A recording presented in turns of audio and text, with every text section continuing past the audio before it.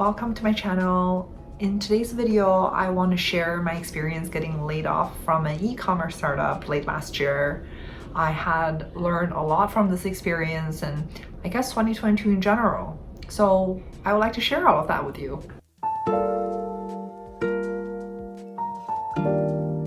3 months ago, in the beautiful city of Barcelona, I was on the subway with my toddler and my husband going home after a long, fun day when I saw that I had missed a voicemail. At first, I thought it was some annoying contractors from the summer that we had housework done for, but it turned out to be the VP of my organization.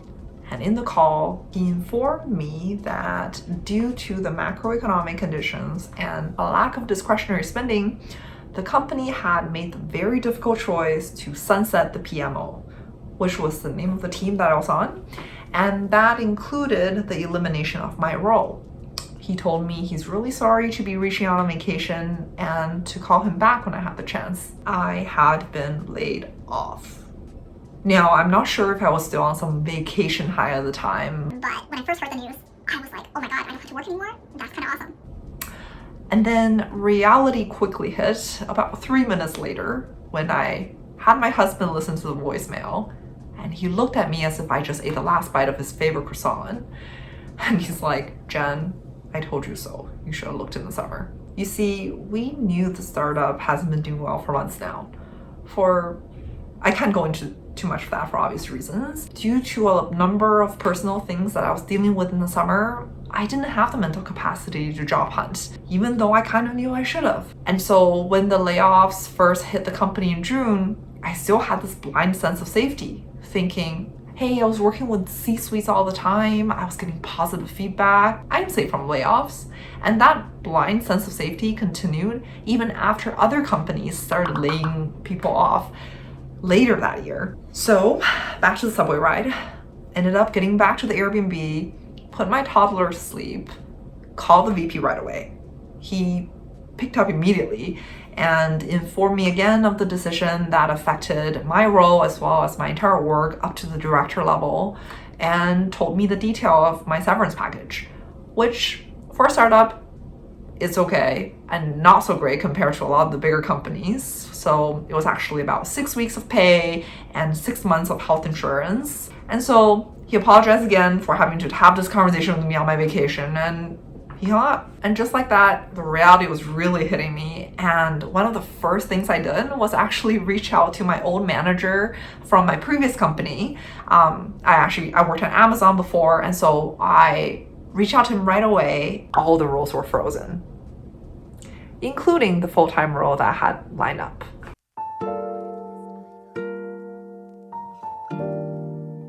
When I got back to Seattle for my vacation, which by the way, the layoff happened just a few days before my birthday, so that was a treat. When I got back to Seattle, I applied for unemployment benefits right away, and I had applied to so many jobs every single day for about a week, maybe a little bit more than a week, before I started running out of things to apply for. I got some rejections and a lot of radio silence. There's a number of reasons why that is, and I'll definitely discuss those later. But thankfully, there were also some recruiter calls. Now, recruiter calls are kind of the first step in the application process.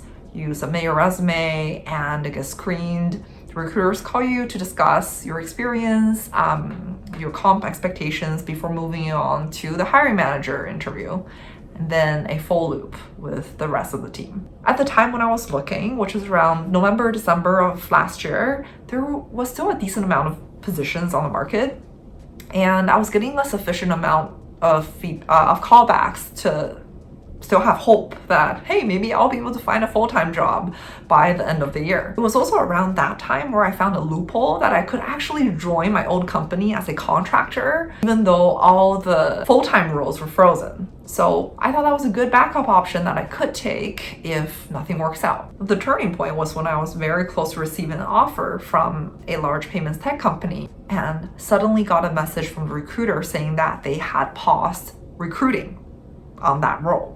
And this was around the time when several other companies also announced hiring freezes, and Amazon also announced theirs as well. And that's when the reality of this recession was really hitting me. Roles were getting frozen real time as candidates were interviewing, but HR was making or whoever is making decisions on which roles to cut and what budgeting looked like for the coming year. After that happened, I immediately decided to take the contractor role with my own company because I just didn't know what was going to happen in the market and I didn't want to take any risks. Fast forward to January, about just a few weeks after I started at my own company, I actually received 2 full-time offers from interview process that I had engaged back in last year, December, November timeframe, and I decided to take one of them. That's where I'm at right now, and that kind of sums up the major events around my layoff and what had happened. But the next part is actually what I really want to share with you and what I've found really valuable throughout this whole thing. I want to split my reflection into 2 parts. So the first part is kind of job search specific related tips that I have for you if you're also going through a layoff. And the other part is kind of the mental processing that I had done as a culmination of all the events that happened in 2022, which ended in my layoff. So the first recession job search tip I have for you is monitor the health of your company, especially if you're at a startup. I mentioned that I knew my company wasn't doing well for months and I decided not to job search due to a number of things that was happening with my personal life, and that was a risk I took, knowing that even if the layoff happened, I would probably be okay financially with my husband still working and just our current circumstances. Also, I'm not on a work visa. So even though the layoffs were happening and the first round of layoff happened in June for my company, I chose not to leave. You know, for someone else, this may have been a terrible idea.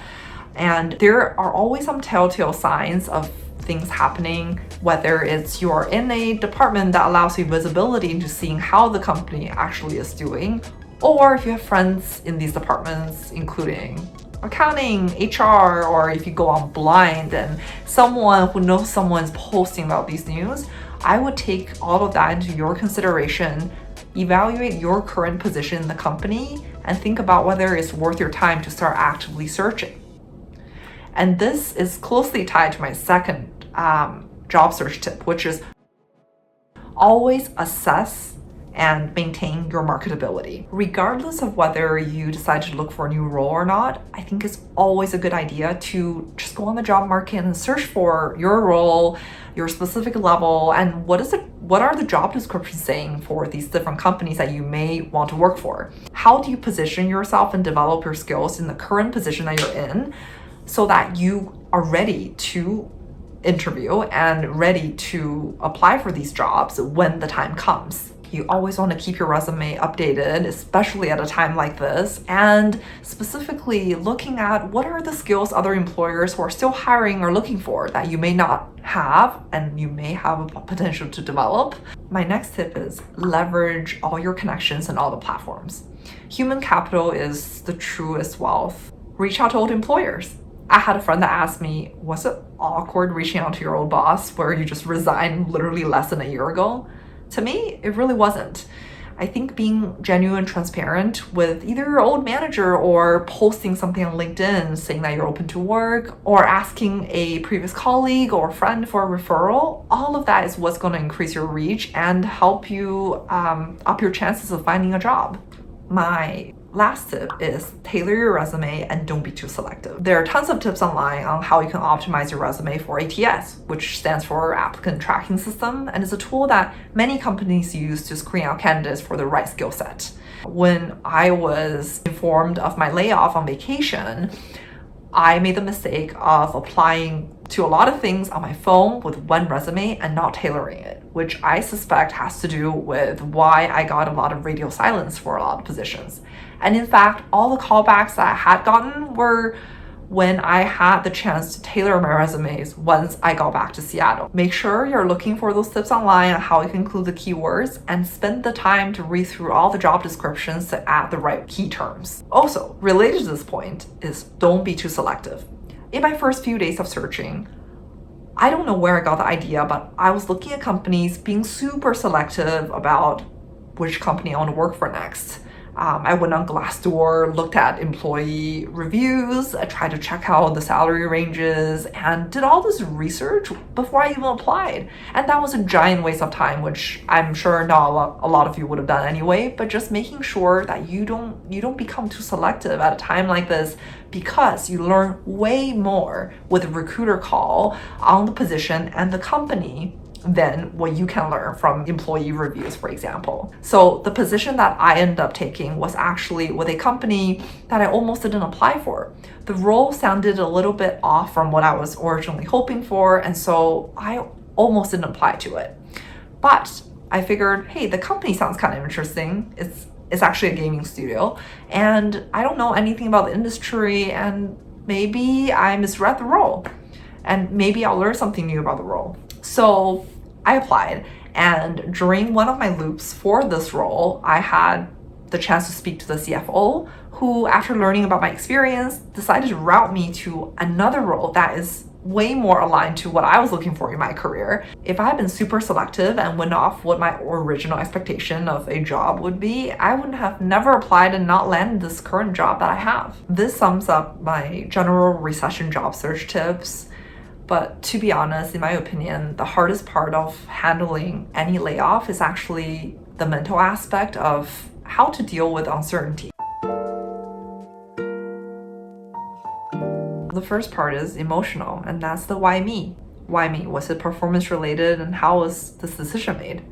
In most cases, it's not performance related, and I'm sure you've seen from the news and that you've heard, a lot of companies targeted the most senior members, and some companies targeted the most junior members, and sometimes it just seems completely random, where the decision could have been made by your boss's boss's boss, but in some cases it could be made by your manager or your manager's manager, and you just will never know. But what is common among a lot of us who got laid off is doubting our worth to the company and wondering why we're not as valuable as we thought. That could take an emotional toll on a lot of us. The second part of uncertainty that you have to deal with is financial. How am I going to pay my rent? Can I still afford childcare having lost the source of income? Do I have an emergency fund I need to dip into? All of that are questions that you have to answer before deciding, do I need to make a lifestyle change for a period of time before I find my next job?